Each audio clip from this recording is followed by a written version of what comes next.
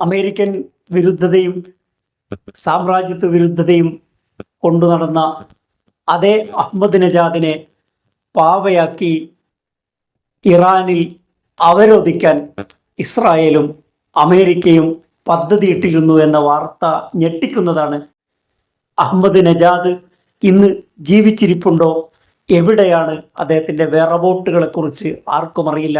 വാർത്തകൾ ശരിയാണെങ്കിൽ അഹമ്മദ് നജാദ് അദ്ദേഹത്തിൻ്റെ സാമ്രാജ്യത്വ വിരുദ്ധ പോരാട്ടത്തിൻ്റെ അന്ത്യം എപ്പോഴോ കുറിക്കപ്പെട്ടിരിക്കുന്നു എന്ന് വേണം കരുതാൻ.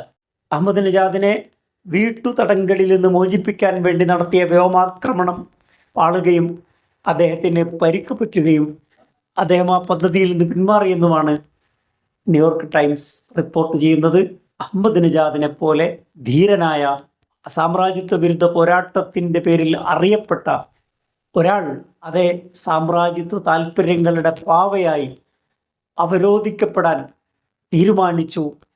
അങ്ങനെ ഒരു സമ്മതം മൂളി എന്ന് കേൾക്കുമ്പോൾ യഥാർത്ഥ അഹമ്മദ് നജാദ് എന്നോ വിടവാങ്ങി എന്ന് വേണം നാം കരുതാൻ. 2005 മുതൽ 2013 വരെ ഇറാൻ്റെ പ്രസിഡൻ്റായിരുന്നു അഹമ്മദ് നജാദ്. ആയത്തുള്ള അലി ഖംനയുമായി അദ്ദേഹം അഭിപ്രായ ഭിന്നതയിലായിരുന്നു എന്ന് കേൾക്കുന്നു.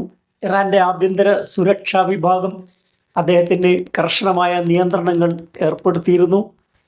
അഹമ്മദ് നജാദിൻ്റെ അനുയായികൾ ചിലരൊക്കെ മൊസാദുമായി ബന്ധപ്പെട്ട് പ്രവർത്തിക്കുന്നവരാണെന്ന ആരോപണം ഇറാൻ നേരത്തെ ഉന്നയിച്ചിരുന്നു.